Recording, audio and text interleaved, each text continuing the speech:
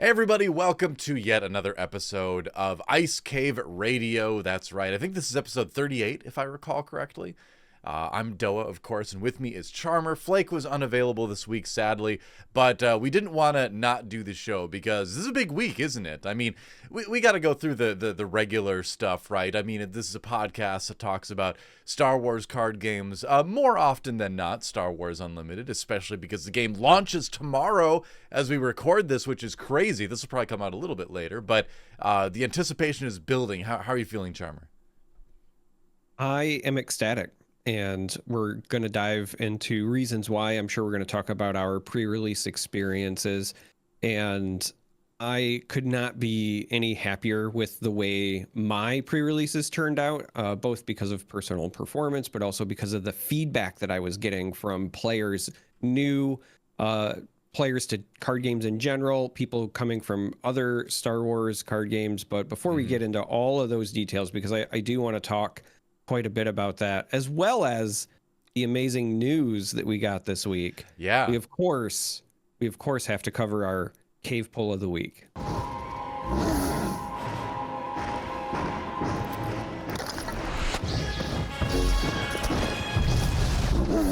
All right. Well, we had a cave pull, as we often do, and this one is a bit simpler than other weeks in the past. Just a pure, straight up question: how many pre-release events did you attend? And a lot of people I know were going out to a lot of them. Sadly, I have to admit, I only was able to go to one pre-release event, but it was a really good one because there was a lot of people there that were already pretty familiar with the game and familiar with some of the work that I'd done with that. And Jeremy Zwern from Fantasy Flight, one of the developers on the game, was there too. So got to have him there and talk about deck building and things like that with him while we were playing, and it was a ton of fun. It was a great event. I played, what did I play? Oh, I played a blue-red Luke, which was really interesting. I didn't expect to pair Luke with red, but just my pool seemed to suggest that, and it ended up working out really well. I won my first two matches and then lost a very, very close one to like an insane Palpatine deck. But sadly, that was my only pre-release I got to. How about you? I went to 3. Wow. Because I scoured my local area. So basically anything that was within an hour or less, I was trying to figure out what they were running, like what the times were, etc., because I knew that I really wanted to take my oldest son Stark. I've talked about it on this podcast in the past. He loved the game when we played it at Gen Con. He's been very excited, and obviously I'm a huge card game nerd, so I'm very excited to share this with him. And so we booked our entire weekend. We went to one on Friday, one on Saturday, one on Sunday, and then there were even some more stores in my area that were running them like concurrently. So one of ours, in fact, my most local store, the one that's closest to me physically, is doing another event because they have some leftover pre-release kits on this upcoming Friday, and we're going to try to hit that as well. So when all is said and done, I might actually hit 4. But for the actual pre-release weekend, we did one a day, and they went very well. I played very well. I had a lot of fun. The first one I played Red Tarkin is what I like to call it, right? So command, aggression, villainy. That is, in my opinion, an incredible limited deck if you open it. It's also something that when you are starting to dive into draft, you might want to consider targeting because there are very powerful commons that pair well with Tarkin. Specifically cards like TIE Interceptor and the Stormtrooper. The 3/1 Stormtrooper becoming a 4/2 on turn 1, you just play him and then you Tarkin him, is such a big advantage early on, especially in Limited. So I did very well on Friday. I didn't lose any rounds. I also opened Tarkin Town, so the fact that I was playing like Tarkin Town helps. with Tarkin for the green-red thing was just thematically a lot of fun. The next day, Saturday, I played Luke with command, green Luke. And I did so because I opened, like my sealed pool was 2-1 heroism versus villainy cards. Like I had a plethora of heroism cards, but the leaders I opened were basically all villainy. I had a choice between Luke or Leia. and I had a lot more heroism units, but not necessarily a ton of rebels. So it was like, all right, well, I'm just playing the leader that I can actually use. But that also went really well. I didn't lose any rounds that day. And then my Sunday release, I actually had a fun time. So I opened an Iden hyperspace and a Sabine hyperspace, and those are my two favorite leaders in That's this awesome. set one. They're also two of my favorite characters. I love Sabine, I love Iden. So it was a really hard choice, but I also opened the Avenger legendary, so I ended up playing Iden just because why not? I mean, if you get a chance to play a Star Destroyer in your sealed tournament, that's pretty nice. Yeah, exactly. And I played her paired with Command, largely because I opened a Relentless as well. So, Oh talk wow. about Star Destroyers. Yeah. Basically, my early game was stall and use Iden to heal a bunch until I can play one of my two big bombs at the end, right? Worked out very well for me. I did drop my first match of the weekend in the very last round. So the very last round of the very last day of my pre-release weekend, I lost 1-2. I went to a nail-biting game 3, and the person I lost to was a fantastic player, but also had, like, if I could draw up a sealed pool, this would have been it. So they were on Red Tarkin, and I've already said, like, that is what I think is a very powerful thing. All 3 games they opened with a TIE fighter.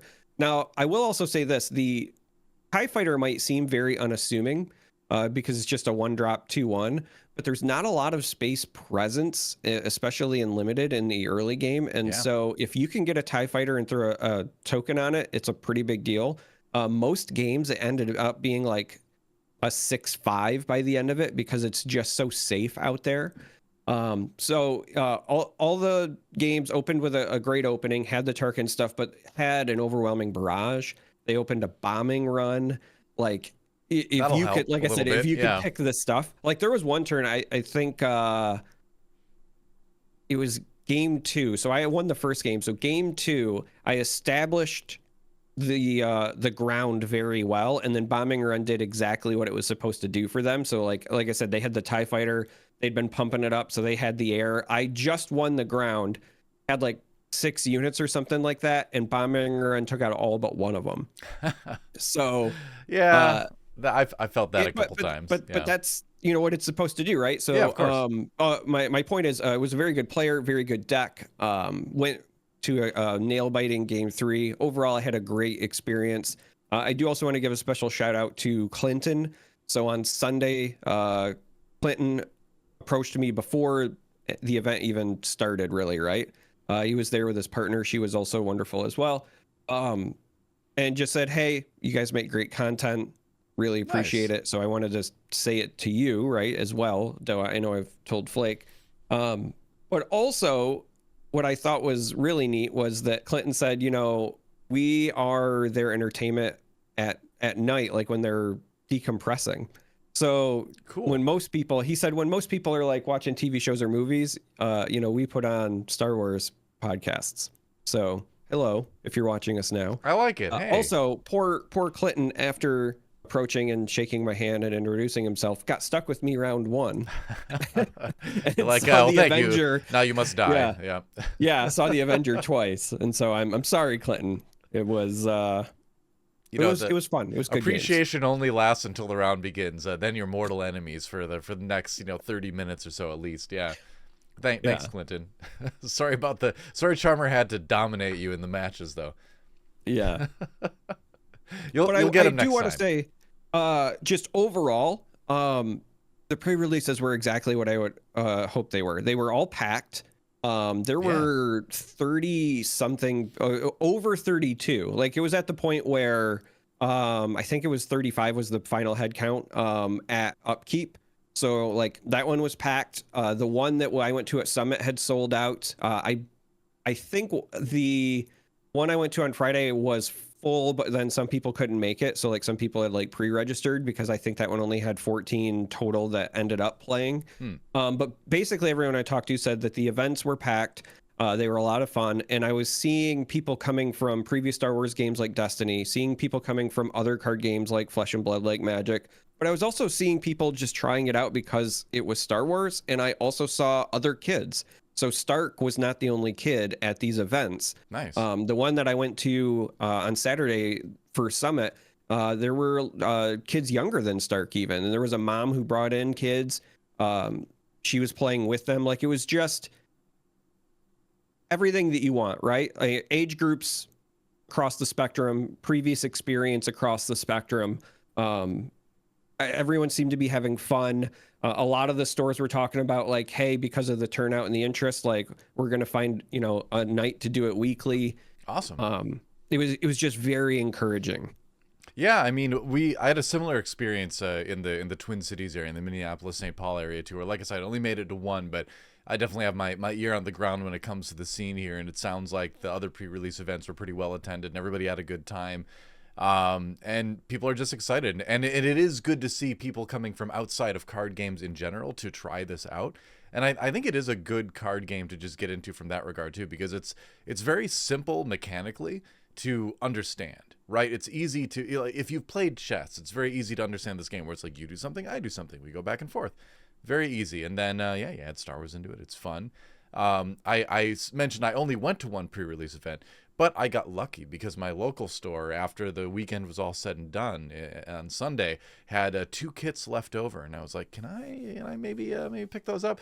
And because I've got a brother who likes card games, I played card games with him for like our whole lives basically. He's like a year and a half younger than me, but he's not a big fan of competitive stuff. He's not a big fan of like going to these events and things and being around all these people. So it was really great to just have those 2 kits, and then he and I just kind of did a 1v1 sealed and made our decks, and then like played against each other and like looked at how we could improve each other's decks, and we had a ton of fun just doing that. So yeah, that got me excited about like when this game comes out, which is tomorrow, that I'm gonna just set some packs aside, and I want to save packs for like playing sealed with people, playing draft with people. Like I admit it, I enjoy limited in this game, and this has been a long road, Charmer. You know, I've been very anti-limited. I've never enjoyed that in card games, but I'm having a ton of fun with it in Star Wars Unlimited. Unlimited Limited finally got me into limited. So thank you, Unlimited. It's great. But yeah, pre-release went well. I don't know where to go from there, but it was a good time last weekend. I'm excited about the game actually coming out now finally.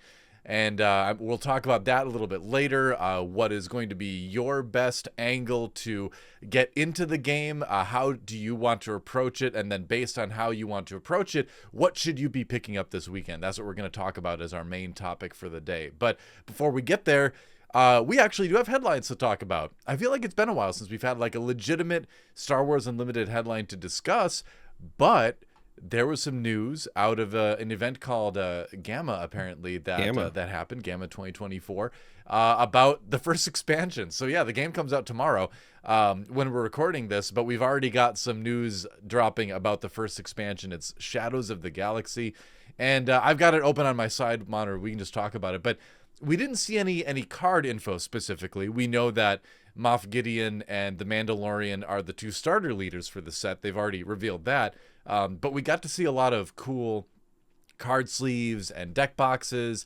And, it seems like there was some playmat stuff revealed as well. So a lot of neat visual stuff to think about. And I like, the big thing for me, Charmer, is that they are releasing the green lightsaber sleeves and the yellow lightsaber sleeves. So that's exciting that we're going to get the sleeves in all the colors, because I don't know if you're familiar with it. I've got like a couple cards right here, but basically there's sleeves that are just the back of the card.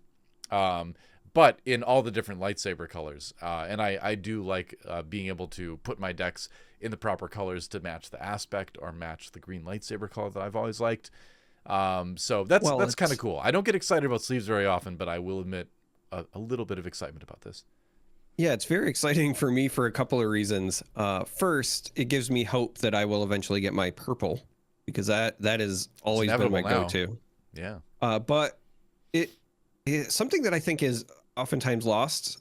It's also the laser colors, right? So like green is important not just for lightsabers, but technically it's like the TIE fighter laser blast. Yeah, that's true. That's a good point. So if you are really trying to be a completionist or whatever, you need that green for sure. But I do I do like that they are doing this now. If you're wondering why we're getting news, or maybe that you're concerned if you've played other games and you're like, oh man, this set's not even out yet and we're getting stuff for the next one. One, not really. So yes, this was at GAMA, but these were not necessarily leaks, but these were part of a presentation done by GameGenic. GameGenic is doing the official accessories for Star Wars Unlimited because they are a sister company, part of the Asmodee umbrella. They make great products. I'm not saying this as a shill. Long before I started playing Unlimited, I was using GameGenic for all my Flesh and Blood stuff. I've been very impressed with what they have put out for Star Wars Unlimited.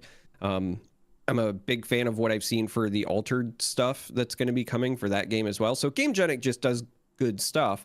And as part of their presentation, because again, they are supporting Star Wars Unlimited, that's where we got these images. And so, yes, we have the backs of the sleeves with the new colors. We have the art sleeves for, again, Moff Gideon and the Mandalorian, which we already knew were coming, as you said, the starter leaders, because we got that during the celebrational event. But there were some other things that were included. So there were sleeves and deck boxes that had Moff Gideon and the Mandalorian, but 2 other characters as well. I think that they're pretty exciting. I actually really like the art for these, but this is where we get to, be very reckless and start our speculation. Rampant speculation, yeah. Rampant speculation. So the characters who are also getting art sleeves are Rey and Kylo Ren. It is different art from ways that we've already seen them. So obviously Kylo Ren is featured on the Aggression legendary card in set 1. But these are different art pieces. Again, I really like these art pieces, but since we know that the other ones are starter leaders, the question I have you is, do you think that we are going to get 2 different starter sets for set 2? Because set 1, we just have the Luke and Vader. Yeah, I mean, I don't know. I feel like you don't want to bog things down with too many starter sets, but so I'm not sure, because the other thing with this is that it's clear, it seems like the same artist did the art for all of the deck boxes and sleeves. Stylistically, they look the same.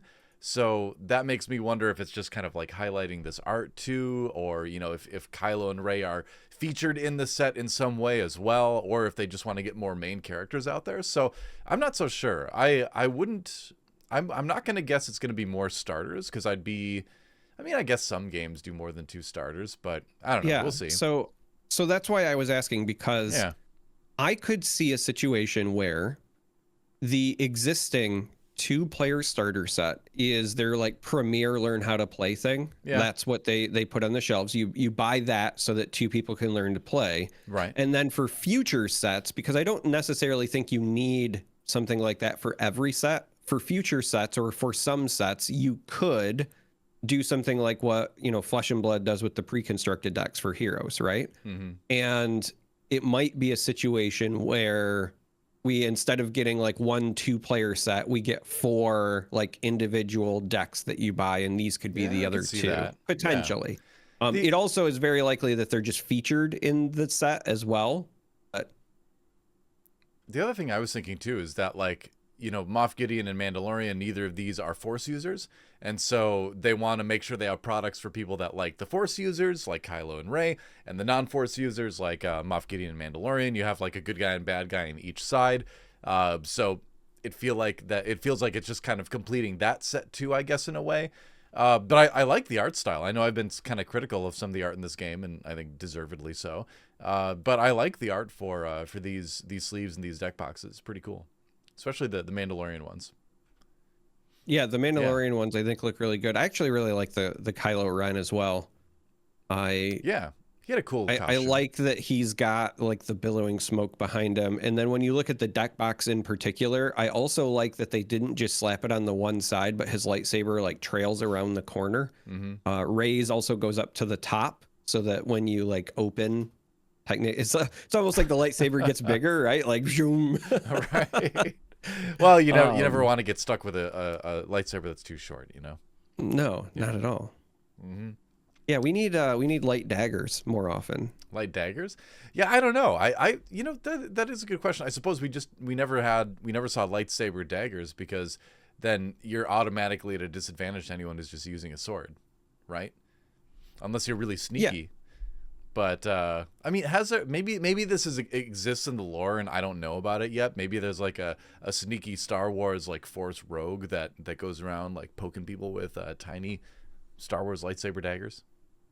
Yeah, that's a fair question. I mean, I do know that there are varying lengths. Obviously, Ahsoka very famously, like when she was training, her offhand was a smaller one, for example. But Yoda's is smaller, obviously, because if he had like one that was as big as like Obi-Wan's, that might be like a hazard to everybody. You know, you don't have a lightsaber. It's like that'd be like Yoda using a regular size lightsaber would be like someone using a claymore. You know. But why don't we have like claymore-sized lightsabers, where they're just like giant ones you just swing around? That doesn't sound very civilized, though. I don't know. I mean, Sounds that's kind awesome, of I think what they were going for with Kylo's, right? I think that's why they gave him the crossguard as well, and when you look at the way he fights with it, the way that it's choreographed, it's almost like it's got weight to it, right? Kind of the way he moves and carries with it. But... Fair enough. I feel like this is this might be an emergency pack moment. We're getting off track a little bit here. Do you have one? So either of us have one? I did save them. Oh, okay. However, there was some confusion in my household because one of the events that we went to, they did participation packs, and then you also got a pack per win. Mm-hmm. And so Stark, he did get a match win, and so Stark had 2 packs, right? And then I had mine. And so I had opened all but 2. I was saving 2 for emergency packs. Right. And then he thought that the 2 that were sealed were his 2, and he opened my emergency packs. Oops. Well, I had an emergency pack until I sacrificed it this morning to make a video, but I still have the cards in the order they were in the pack, so we can go through that at least. Or we could just talk about said pack. That's true. There was a hidden card that we didn't know was even in set 1. That's true. There was a like special Fabled card. Yeah, I mean, we get to reveal a card right now that people don't know about. So we can go through the pack, I guess. I've got, like I said, I've got the stack of cards right here. So we just go through it. I mean, the top one is very neat. It's I don't know if you can see it. How do I reach around my microphone? Yeah, that's right. Hyperspace Grand Inquisitor. Ooh. Oh, that focused really quickly. Thank you, camera. Nice. Let's do it again. Oh, okay, there we go. Yeah, look at that. I was gonna say mine hates me. Look at that. That's so cool. Okay, so we've got Rebel Assault for the other one. I'm just gonna hold these up back here. Yeah. Shore Trooper. Shore Trooper. We have the System Patrol Craft. I'm just, like trying to read it backwards on my monitor. Shoot First. Yep. We've got that should be Open Fire. Or Open Fire. You're right. You're Open Fire. Yeah. Hold on. We've got the Wilderness Fighter. We've got the why does every pack I open has one of these? Every single pack. It's trying to tell you something. I swear. It's trying to tell you that card is better than it looks. My camera doesn't even want to focus on it. I don't know. It's a 2 for 2-3. It's not bad and limited actually. There's a Surprise Strike. Right. It's an ATST. All right. There's a look at this. It's a the hyperspace crafty smuggler. Come on. He's so crafty he can't be picked up by your surveillance equipment. I guess so. He's that crafty. Oh, there we go. There we go. Look at that. That looks really good, doesn't it? I like that art. He was shielded from your camera. Yeah, that's right. And you notice the hyperspace card's no reminder text, so you just have to remember what shielded does. Wow. And we got Chewbacca. Great uncommon, I think. We have Prepare for Takeoff, if you want to find some vehicles. Which is really apropos because we are preparing to take off tomorrow with the launch of the game. That's true. Yeah, we've got Power Failure, and our rare is Bendu, actually, the double vigilance forest guy. But then then we've got our foil card, which is Strike True. Neat. And then we've got one more. Are you ready for this? You ready? I am actually. Here it is, the final card in the pack. It is. Oh my gosh. What is it? Oh my. And it's not focusing. Oh my gosh, I just Well, can't get it to focus. Well, it doesn't matter I'm so because glad we pre-recorded. ta-da! There it is. All right, we've got. I got the Hey! card image.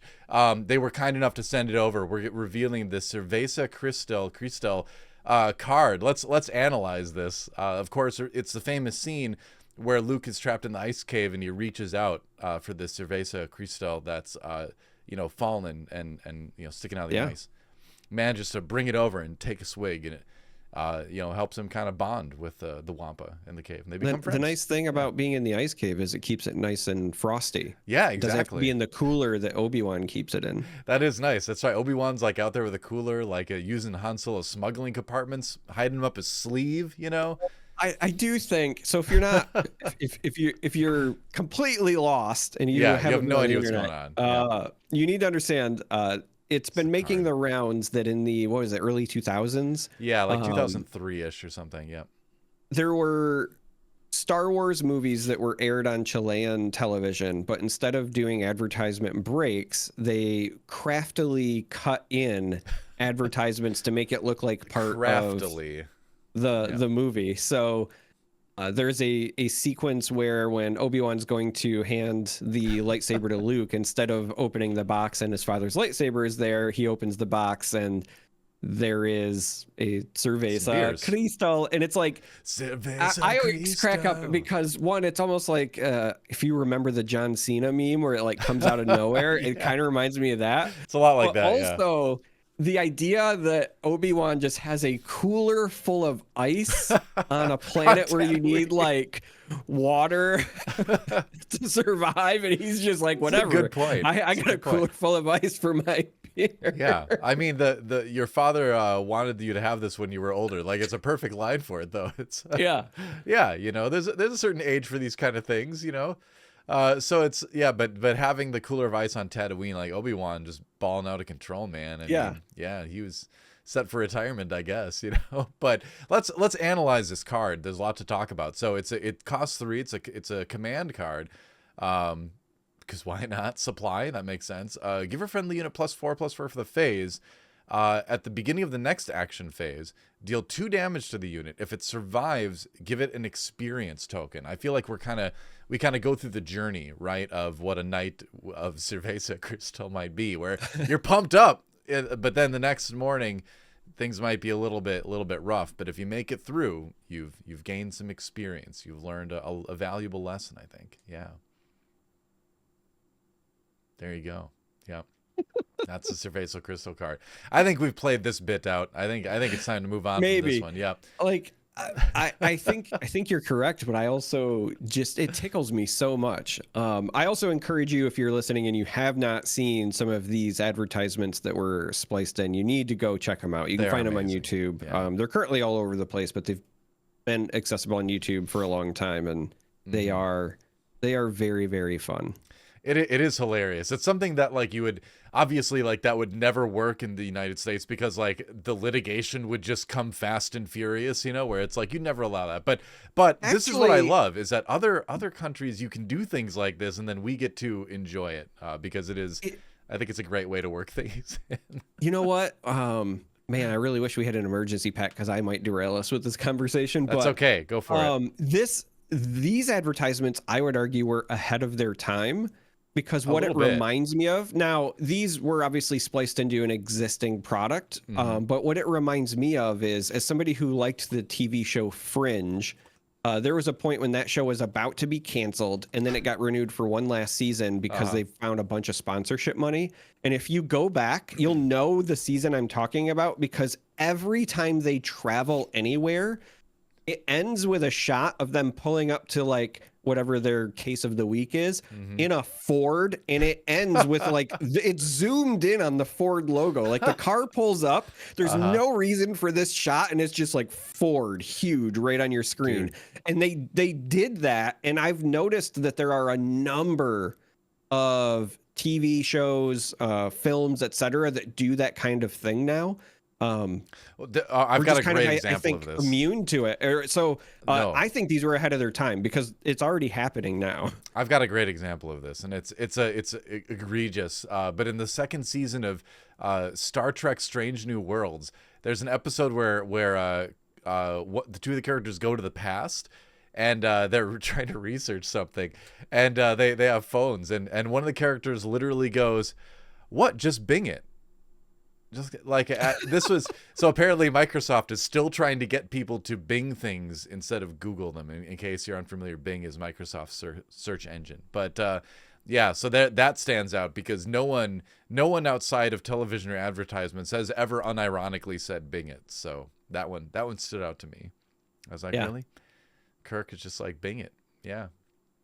Apparently in the 24th century or whatever it is, Bing has like triumphed finally. And now everyone Bings things. There you go. Yep. We need more emergency packs. Thank goodness the game's coming out soon. Oh my gosh. Oh, thank Flake goodness. isn't here and we are not getting anywhere with this. But anyway, Cerveza Crystal. I don't know if I'll ever drink it, but it's fun to see pop up in Star Wars, including Star Wars. I kind of want to. The advertising is working on me. I feel like I have to drink one for ironic purposes now. But my sister's marrying a guy from Chile. Maybe he can bring me some. If he can bring some, I would like to say that maybe we all like cosplay at an event sometime, but as characters from the original trilogy that also have Cerveza Crystal, right? So we'll do like the Obi-Wan and Luke and whatever. Flake can be Han. The Emperor, he reaches out his hand and the bottle flies into his hand. Yep. But so anyway, we've got other things to talk about today on the podcast. So as we've mentioned numerous times already, the game as we record this is releasing tomorrow. And so one of the things you might be wondering, going into this first week of play with the game is, if you don't own any cards yet, which I would imagine a lot of you do by the time this comes out, but in case you don't, and you're wondering how to get into the game, I wanted to have a discussion about the best ways to do that. And so I think a good place to start with that is to ask, what are you interested in doing with the game? How are you planning on engaging with the game? Are you just very interested in playing competitively? Do you really love just opening packs? Are you trying to be a completionist collector? Are you getting into card games for the first time? What is your buy-in? What is a smart way to purchase product early on getting into it? So I feel like we should just kind of go through that stuff. And because this is kind of how, now that I think of things in terms of boxes of diapers instead of dollars, like you really got to think about getting into things like this the smart way, right? So I know you know what I'm talking about too. So let's go through a couple different scenarios here and say, if you are a brand new player to card games, in your opinion, Charmer, what would be the best buy-in for the game? So step one, I would get the 2-player intro starter. And honestly, that's probably going to be my answer for all of these as step one, simply because I think that product is actually very well designed. A couple of times I went to pre-releases this weekend and I saw people with the starter decks like learning to play the game with them before they then played and said pre-release so that they knew how to play. But they are very fun for being starter decks for starters. They're pretty evenly matched. I had they're really good. Some people on Friday tell me that the starter decks were fun, but it's very clear that the Vader one is the stronger. And then literally went to Saturday and they were like, the starter decks are fun, but it's very clear that the Luke one is stronger. And I was like, well, that's probably because of their own personal play styles or preferences or whatever, but they're pretty evenly matched. They're fun. There's also, even if you are somebody who's trying to get into the game competitively, there are good cards in them that are only accessible there, but you do get a full playset of them. So, for example, I think R2-D2 is a very slept-on 1-drop right now. That 4 health is really important. He has a relevant ability, and he's heroism, which matters for decks like Luke and so forth. So I just think that the 2-player starter is great as an opener if you're brand new to card games, but also just great in general for everybody. Yeah, I mean, if you're playing Luke too, you want Luke's lightsaber, so yeah. After that, if assuming you're very brand new, right, I would start just by opening some packs. And the reason that I suggest this in this scenario is because if you're very brand new, I think diving into something like sealed or draft is going to be a bit more difficult because you're just trying to learn card games. So even though I think that you probably could be successful, I think that puts the extra burden of you're trying to like learn a new game mode, but also opening new cards for you. You might not even know like when is it okay for me to draft something for winning versus draft something for my own personal collection. There's a lot of ambiguity. So I just wouldn't suggest it. I would go with a 2-player starter and then open some packs.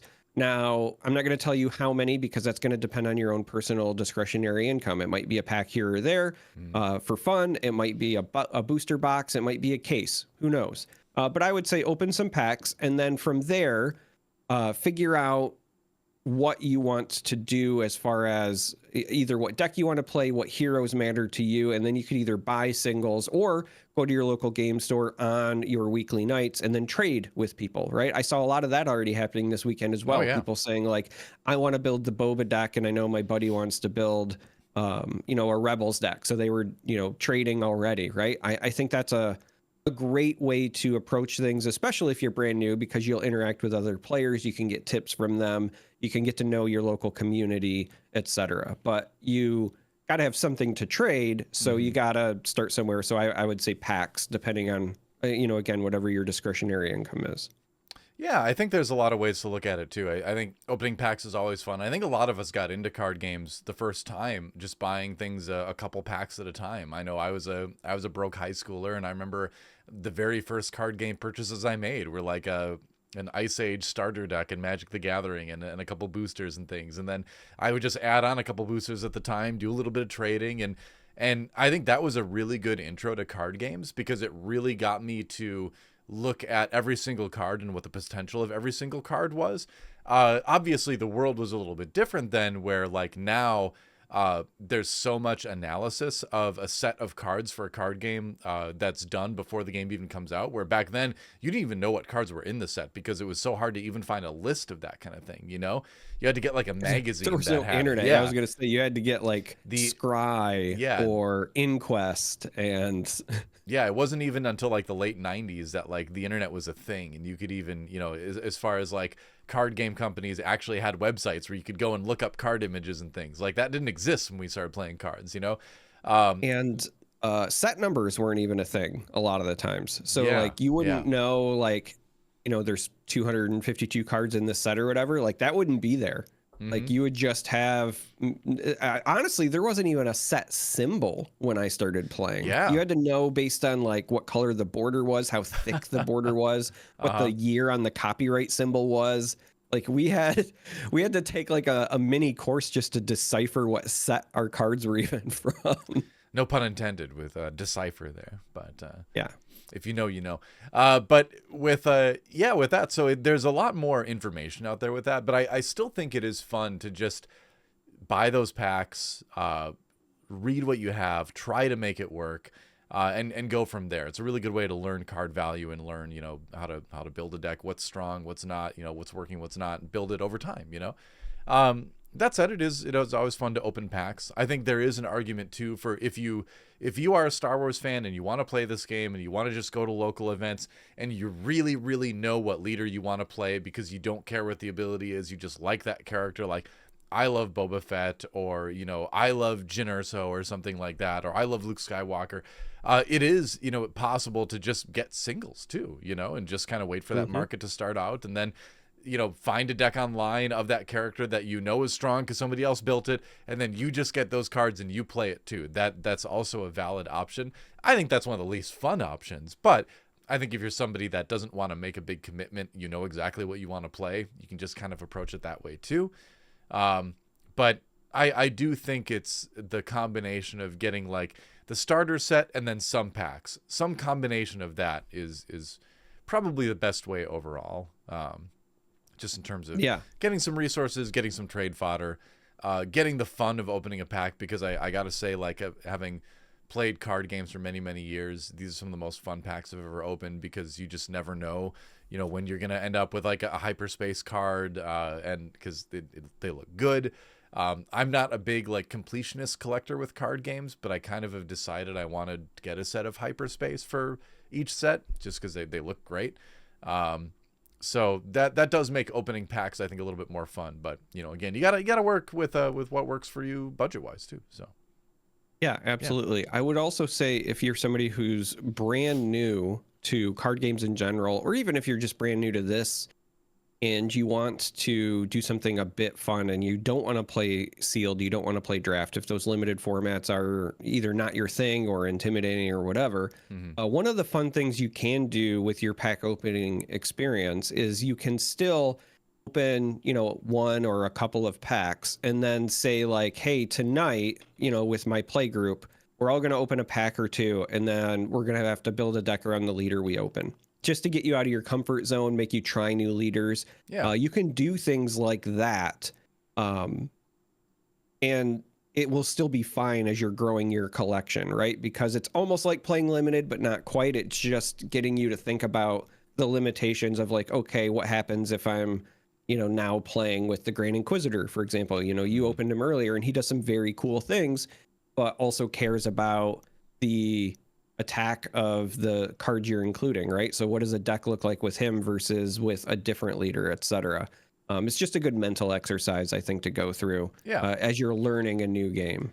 And you can kind of turn the game into almost a board game when you're doing that too, right? And that's one of the reasons why I've been having a lot of fun with Sealed, is because I do play leaders I wouldn't have played otherwise, and cards I wouldn't have played otherwise. And you're kind of approaching it from that aspect where you have like 30, 40 minutes to build a deck and you just got to play and you got to see what happens. And that's a ton of fun.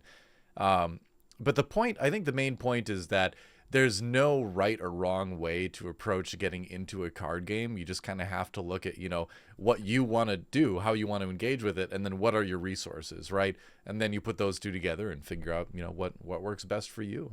And as time goes on, it's going to be like, all right, I want to play this leader from this set. Well, I'm going to focus on that set. You're going to have to learn, what cards come from which one. But, should be pretty easy. So I don't know if that's super helpful or not, but hopefully it is. Hopefully it is. It's helping me because it's exactly what I'm gonna do. Yeah, I'm just gonna get some boxes and open it up and build a bunch of decks. That's my plan. Do some trading. I think it's gonna be tricky getting some sets of some legendaries, because there's not a ton of legendaries in each box. So I think that's where it's gonna take a little bit more doing this time around. Yeah, the legendaries, and I will also say I was surprised this weekend at how many people are on the Flake game plan, and it sounds like same game plan as you actually, where they were saying, what, I want to collect or deck out or whatever my cards with non-foil hyperspace cards. I thought the hyperspace foils were going to be kind of what people were pursuing, but it sounds like there is a lot more interest in the non-foil, at least a lot of the people that I spoke to. Yeah, I mean, and that might be interesting. We could see a situation where the foils are the same price or not that much more expensive than the non-foil hyperspaces. Yeah, I think they'll be a little bit more expensive overall, just because they are rarer. It's definitely a lot less likely to find a hyperspace foil than a regular hyperspace, but at the same time, I mean, it's just unfortunate because I think a lot of people would love to do it, but foil cards across every card game right now, whether it's from Magic the Gathering to Flesh and Blood to this game to any other card game you name, the foil technology for cards these days just makes cards bend. And I don't know what it is because I don't really remember that happening as much back when foil cards came into card games. Like in the 90s and things like that. I don't recall that happening as often. And the foiling was very different back then. But I think it definitely happened. I remember like Invasion Block Magic cards. I had some pretty bad curling. I feel like I didn't remember it happening as much, but maybe I just wasn't noticing it or didn't care back then. Or you just didn't live in an environment where it mattered. Because a lot of it has to do with where the card is printed versus where you're located at, because it's the difference in the environment that causes the curling. So it's also entirely possible that maybe cards were manufactured in a different spot back then and now printers have moved and so you notice it more now. Who knows? But I will say, shout out to Flesh and Blood and their cold foiling. The cold foils hold up very, very well. There are some Japanese games done by Bandai that I know that you cover and I have covered as well that have some pretty cool alternate foiling. So like some of the gold stamping and things like that, I think that holds up pretty well. There's some But you are thicker card correct for stock going on in a lot of the card games made in Asia, especially, it seems like. Yeah. So that's, I feel like that might play into it too. It seems like generally American card game printing is on like a little bit thinner stock, but yeah, the foiling stuff is too bad because I feel like if it wasn't for the bending, everyone would be going for hyperspace foil. You know, it clearly looks cooler for sure. But because the bending unfortunately exists and that can cause problems in a competitive environment, I think a lot of serious players are going to go after just regular hyperspace. The cards still look great, but yeah, you just don't want the foiling messing things up if you're putting them in your deck, Yeah, I opened at our celebrational event the hyperspace foil Force Lightning, but then I have since opened a regular foil Force Lightning, and so now there's a part of me that's like, well, maybe instead of doing like my entire deck, hyperspace or not or whatever, maybe I want to do like different versions, right? So if you run 3 copies of something, then run 3 different versions throughout just for giggles. There's a part of me that thinks that might be kind of fun to do as well. Yeah, I mean, there's already there's 3 different versions of some of the Luke Invader cards now between hyperspace, non-hyperspace, and the promo ones from the pre-release kits. And the Judge ones. Yeah, that's right. Yeah, the Judge ones is 4 versions, I guess, actually. But with your average Star Wars Unlimited card, there'd be 4 versions. Yeah, there'd be regular foil, hyperspace, and hyperspace foil.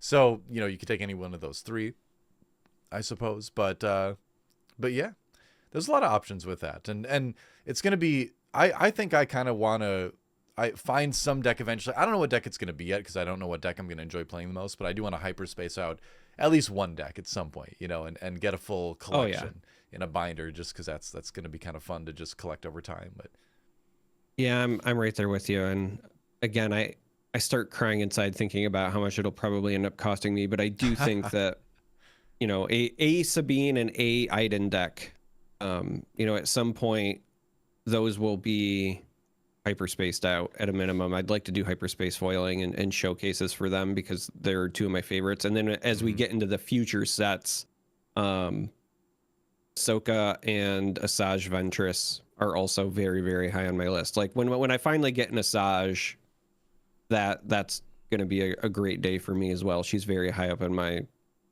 Star Wars fandom list.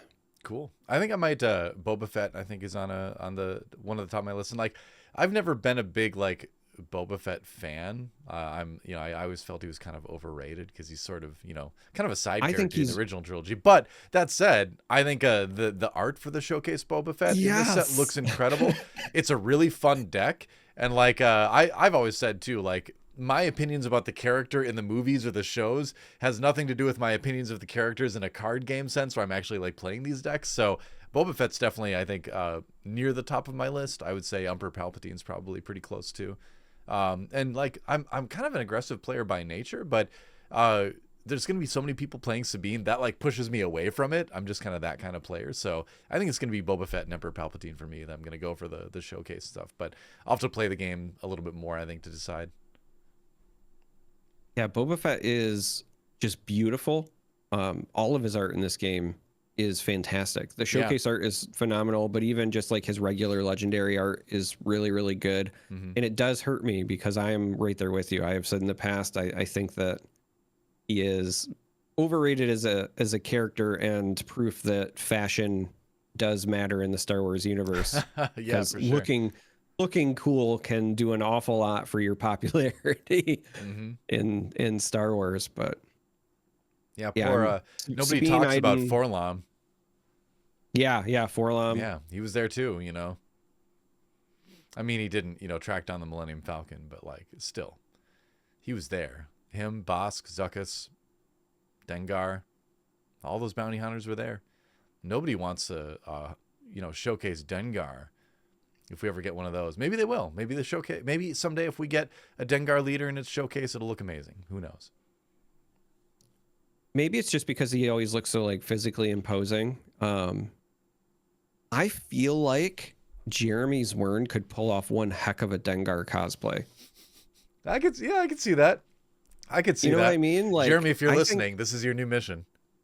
Yeah. I mean, we know he can do the Sith Lord thing, right? Like Darth Zwern is real, Sure, yeah. but I think he would make a great Dengar. Here's some Star Wars trivia. Do you remember the name of Dengar's ship? Dengar's ship. Pop quiz. Oh man. Oh.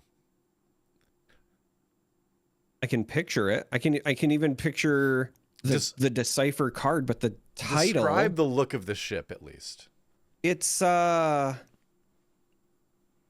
had the blocky ship, right? Yeah, it was That's very the way I boxy. would describe it. Yeah. Yeah, boxy, blocky. Yep. You're right there. Almost kind of looked like what I would have thought like a sandcrawler in space almost. Kind of, yeah. It was. I'll give you a clue. It was 2 words. It was 2 words. No, man, I'm drawing a blank right now. You're gonna kick yourself in here. It was a houndstooth. Really? Houndstooth. I don't. Yeah. You can double check. No, I'm sure you're right. I just. Oh no, I was wrong. Yeah, oh I was my gonna gosh, say, that's that didn't sound Bosk's right. ship. I was like, Bosk's ship's Dengar's ship. Is that Punishing One? Oh my yes. gosh. Okay. Yeah. So, and I was wrong. So we were both thinking of Bosk's ship. Why were we? That's so weird. Why were we? Okay, yeah, it was Punishing One. That was Dengar's ship. Why did both of us simultaneously think of the wrong ship for Dengar? And Houndstooth is 100% the one I was thinking of, but it's so funny because I was thinking of that one in terms of look, but I didn't think when you said Houndstooth, I was like, no, that wasn't Dengar, that was Bosk, right? Like that's right. But that was also the one I was thinking of. Wow, that is right. that was a really well. That was a strange experience. I'm glad you were all along for that ride. Yeah, Dengar's ship is Punishing One, by the way. We knew the whole which time. That one is the crescent shaped one, and that's that right. one. I always liked the design of because it was well, I'm a sucker for crescent shaped anything to begin with, but like I always liked it because it just looked like different. I don't know how to explain it. Asymmetrical. Asymmetrical. It's like the Millennium Falcon. It. Yeah, it's like the Millennium Falcon. It's like Dash Rendar's ship, which was the Outrider, if I remember right. Oh my gosh. I'm gonna turn in my the Dengar one looks like somebody did bad renovations because like the main fuselage looks like it's its own little rocket thing, and then they like add it's like an aftermarket spoiler, you know, like when you take a Geo Metro or whatever and you put a really Geo Metro. Oh my goodness. Yeah, no, I've seen that, or I don't know, for some reason people would like turn the wheels backwards on Dodge Neons. When I was in high school, I don't know why you do that. Yeah, Dodge Neon is another one. Yeah, but anyway, yeah, that's but asymmetrical starships work great because they look like something that belongs in space, right? Belongs in a 0G environment. I like that too. I agree. Yeah, wow, that was a really fascinating few minutes here that we both got it wrong, but thought of the same wrong ship. Great minds. Yeah, it's right up there. You know, it's our Mandela effect, I guess. Yeah. Wow. We think Sinbad was a genie, and we think Houndstooth is Punishing One. I never got that one on. That was Kazam was the Shack. Yeah, the Shack one, right? Yeah, I know. Yeah, or is it Shazam? No, it's Kazam. Shazam is it's a music finding service. Well, and the DC. It was Kazam, yeah. Captain Marvel. Oh, right.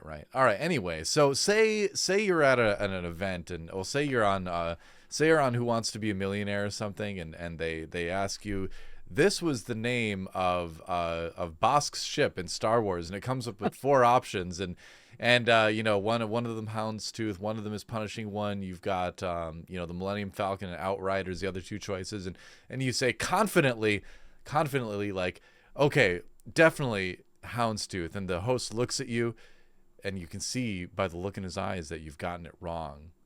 What might you mutter to yourself before the answer is confirmed? Oh, I have a bad feeling about this. I don't know. I have a bad feeling about this. I have a bad feeling about this. I have a really bad feeling about this. Oh, I have a bad feeling about this. Yeah, you and me both. That's right. it felt like a good time to move on to the bad feelings mailbag after Yes. that. And we've got a couple questions from Discord rather. We didn't want to go too hard on the question answering without Flake here. I'll be back around next week. But we've just got a couple to look at here. So let's look at this first one from Billdozer. Do you want to go ahead and read this one? Yeah, this is one of the ones that we were kinda unable talked to about get this already, to actually. last week, and we did talk Yeah. about this a little bit, but I think that it's good opportunity for us to kind of answer each of the points because Billdozer did very kindly give us 5 bullet points here. So Wow. the mailbag question officially said, now that we are getting our collection started officially this Friday, what do you think will be the goal for you and in what order? And the 5 choices here are: get the cards necessary for your Premier deck. Again, reminder, Premier is the name of the constructed format. Get 3 of each card for a full set. Get hyper, alts, foil variants of specific card or cards that mean the most to you. Just enjoy the chaos, and whatever you end up with is great. Or burn all the cards after the pre-release. Wow. And also, you don't have to select some of these if they don't apply to you. I think 5 does not apply to me. Yeah, no, we're not. I don't think I'm going to be anything. burning any Star Wars Unlimited cards. No, that's I would freeze to death before I would burn my cards to stay alive. Yeah. From, Here's the thing too, is like if you have a bunch of extra bulk, which like I mean, I'm opening a case, so I'm gonna have a lot of extra bulk. There's places out there that will take that and then donate them to schools and things like that. Like one of my local card shops will take bulk, and they work with an organization to distribute like cards to kids at schools that want to play and they can't afford it and stuff. So there's always a better use for your bulk than just tossing it. I just want to say that for a second, that there's just look around your area and you'll probably find a good use for that. That'll help out some kids that probably want to play. But anyway, back to the question at hand. Should I go first? You got the question. Yeah, I mean, first. All right. Was leaving it up to you. I will go starting with number 4. Just enjoy the chaos, and whatever you end up with is great. I'm just gonna probably initially play whatever I have the best cards for, right off the bat, based on kind of what legendaries I end up pulling, I suppose. The second one would be get the cards necessary for my Premier deck. I'm going to be, aggressively trading to once I figure out what I want to play to get that. And then probably 3 of each card for a full set after that. I'll probably be looking to do that because I really like to be able to build any deck I want. So probably trading and wheeling and dealing to try to just get a full play set to work with. And then beyond that, like, yeah, hyper alts, foils. Like, I mean, I've always kind of treated alternate art cards as just a pathway to more of the cards I'm actually going to play with. So that's like very low priority for me. So we'll see if we get there or not. Yeah. On my end, I would also just start with number 4. I appreciate chaos, but also I'm trying to be more appreciative in my life, and I want to be happy with whatever I end up with. So we're going to use that as the starting point. I'm just happy to be here. It's a good one, I think. Yeah. After that, I would say the next thing that is most likely to happen would be get cards necessary for my Premier deck, mostly just because I want to have 1, probably 2 is what I'll end up targeting. A couple of decks that I can just play locally. And the reason I say 2 is because I'm the kind of person that, while I can play one thing, I enjoy variety. And so I'll probably want to have something that I can jump into for fun. Specifically, I was messing around with the deck builder the other day, and I have a deck that I want to put together called Hera's Heroes. And it's like literally only, unique characters and rebels and whatever, and just kind of a funsy thing. And it's also pretty cost friendly because a lot of them are uncommons. Yeah. So I'll probably put that together and then something a little more serious. But after that, for me, it would be get hypers or alts or foil variants of specific cards that mean the most to me. Just because I feel like I will complete that before I will get a 3 of everything. So even if it might not necessarily be the goal, I think that I'm more likely to get that done simply because, let's just say I'm at an event, right? And I don't have my 3 of everything. What's more likely for me to have happen, right? I'm in front of a case and somebody's like, hey, here's the Sabine showcase. And it's just I can buy that one thing, and yeah, it's a lot of money, but like I can buy that one thing, and then I'm crossing number 3 essentially off my list if I get that night. And whereas to get 3 of everything, I'm not going to show up with like a checklist and go through all of the singles. So I just feel like I'm more likely to accomplish number 3. I would even put that at number 2 if I wasn't broke right now.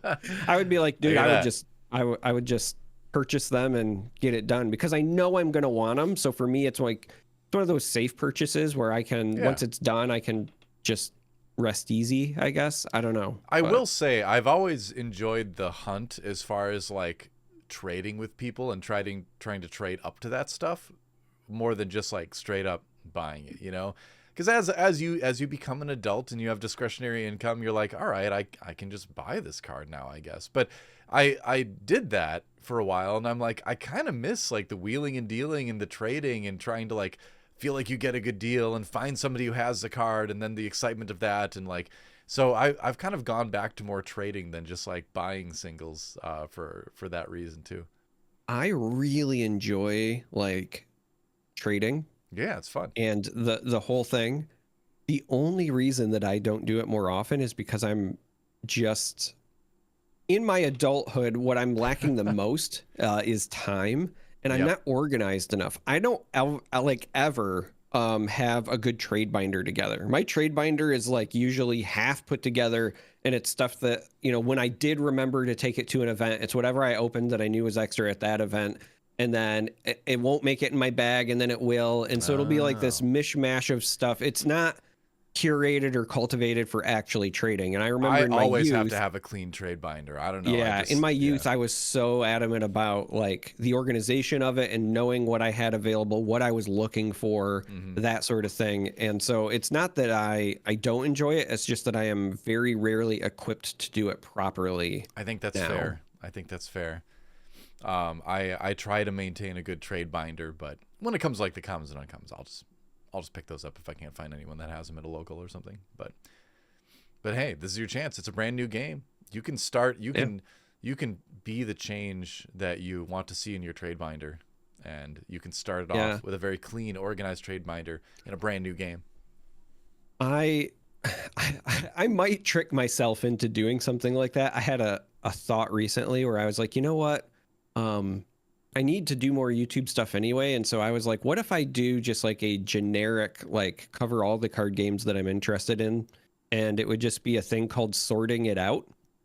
And it's literally, I sit down and I sort my cards and then I just talk on Twitch or That's whatever. That's a good idea, like actually. A weekly 1 hour. Yeah. Just because it like will force me to sort my stuff. I like that. But I'll trick myself into setting aside time if I like make a thing of it. Yeah, no, you kill 2 birds with 1 stone with that. I think that's actually really smart.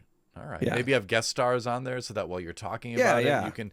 Yeah. Okay. Well, we'll discuss this more later. I like this idea, but let us know in the comments if you think this sounds like something you'd watch too. This sounds good. Let's move on to our next question, though. I'll read this one from Viperhook in the Discord.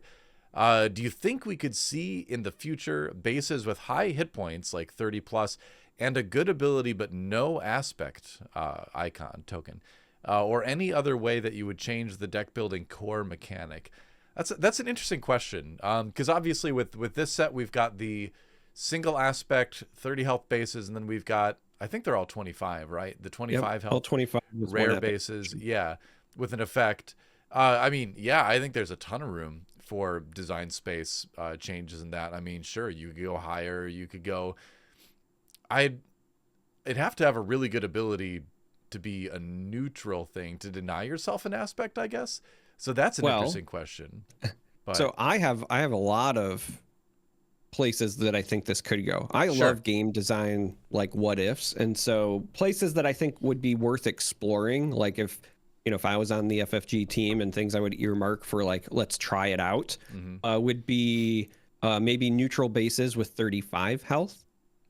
Something where you could just go up in health, or you could also do less than 30, but with, instead of epic actions, just regular actions, but have a cost associated.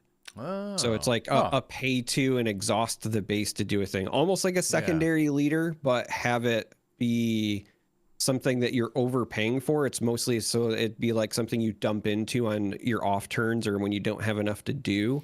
Because you don't want it to be like blatantly like on the par with leaders, right? Like you want your leaders to still be the star of the show in many cases, but I could see them doing non-epic actions on the bases. I could see them also doing some bases where they might have more or less health and still have an aspect, but we care more about the location because again, we've already noted that yes, we've got these common bases and whatever, but they all have planets associated, right? Yeah. And so interactions where the planet matters more, but you could have something where, if you're on like a Jedi homeworld planet and you wanted to make it more interactive with things, you have to pay a penalty for that. So it might be 28 health or something. I think that if you're on Hoth, do X on a card. I'd love to see that. Yeah. Right. I think that there is a lot of ways that you can explore the bases. I think it was very smart for them to start very basic in set 1, but then just give you enough to say like, by the way, these aren't just like text. You know what I mean? Like there is a reason that you even have a base because like they could have just designed the game around just having 30 health and just call it your base, right? The fact that they give us base cards means that they want to explore that space. And I would, dare say that almost nothing is impossible until they come out and say it. I want to see, because I always love theme decks. So I want to see more bases that enable themes, right? So I want to see like a Sandcrawler base that's like you can have any number of a card that has Jawa in the title on it, so it lets you break that 3 of maybe, and then they release a bunch of Jawas, and then it's like your Jawas are +1/+1 or something. It's like so bases that enable tribal things, to use the term for Magic the Gathering. I think that would be really fun, where your base can also have a big impact on your deck building. It could be tribal things or still in the thematic elements of your intended thing. So one of the ones I keep thinking about, for example, is you could have Jabba's Palace, and it would be very similar to almost like an energy conversion lab, but instead your epic action would be like you can play a trick once per game, but it costs 3 less or whatever, right? Okay, because we know Jabba and Bib Fortuna interact with events and tricks specifically with Jabba, so that would like play into his thing, stuff like that. I think where that's good for when you're building around the Jabba theme, but also still works fine in like a limited sense, because you don't want to go so hyper focused that your cards feel bad and limited. You want them to feed a theme, but also still be relevant outside of that, and I think that's a good middle ground. I like that idea. Give me my pod racing arena that allows me to just win by pod racing. Again, I think that a lot of the pod racing stuff will be great, but I think that the way that you can keep it also like broad enough to appeal is you just have it be what I would call a vehicle focused set. Yeah, for sure. Right, so your upgrades and whatever, because I want to give the pod racing jet engines to my speeder bike. Yeah, I mean that'd be great. You could modify things, what if it was all like what if your base? Oh, this is such a great idea. What if your base was a generic pod racer body, and you could get a bunch of upgrades for your base and like build a pod racer, and then find some way to like win races, quote unquote, and like by doing that you deal damage over time to your opponent's base and win that way. Like, oh my gosh, I love that idea. If we're talking about a self-contained like pod racing themed set, and so the reason I say self-contained is because you would want, for limited design purposes, all of it to interact with each other. Yeah, for sure. I also think it'd be really cool if the bases were different pod racing arenas, and then the rare bases all had like alternate win conditions for how you win the race at your arena. That'd be sick. I mean, I guess that would be very siloed, I guess, but at the same time, I like my pod racing, so I'm not ashamed to say. But yeah, I think the point in the end is that there's an enormous amount of design space around the bases, specifically around the leaders. Like, they've really created, I think, a great platform to do some very creative things with the game in future sets. So yeah, hopefully we see a lot of that. I would imagine we will. We could have, just thinking about the future and potentially like non-epic action stuff as well. Like you'd have to make it be an egregious cost or something, but you could have like the clone factory on Camino just pumping out like 1/1 trooper tokens. Yeah. Right? Like you pay 3 or 4, it's something way overcosted for a 1/1, right? But again, just it's meant to be a dump. And then you could just have it, you know, pump out troopers, stuff like that. There's More so synergy much stuff like room. that. Yeah, you could do a ton with it. So I guess in the end we just have to wait and see. But I would expect that there's going to be a lot of neat things with that. I mean, it's too good of a platform not to use. I'm sure they will. Yeah. But that kind of brings us to the end of the show. You know, I feel like it's a little bit shorter than usual, but that's okay because we've got 30% less host on the show. 33.3 repeating. Host. Yeah. Yeah. Makes us slightly more than the average than Flake, but no, I'm just kidding. That's not. It's 33.3 repeating for each host. That's how it works to make 100% of the Ice Cave crew. Looking forward to having Flake back next week. But unless you have any final thoughts, I think I'm ready to. I have one big one. Oh, really? What is Are it? you ready? I'm ready. Strap in if Go you're for it. listening. I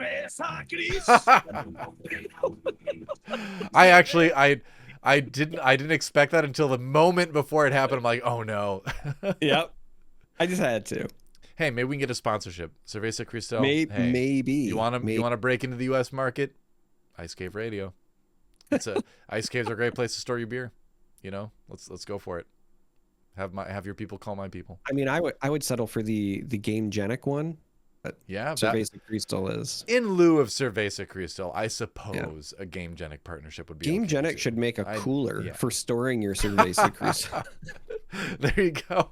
Collaboration of the century. That one's free, Game Genic. Yeah, these are just great ideas we can supply you with if you supply us. Anyway, let's. I think it's time to. This has gone way off the rails. We got some. We got some boxes to look forward to opening to this weekend. So let's close it out. Why don't you send us out in style, Charmer? May the force be with you.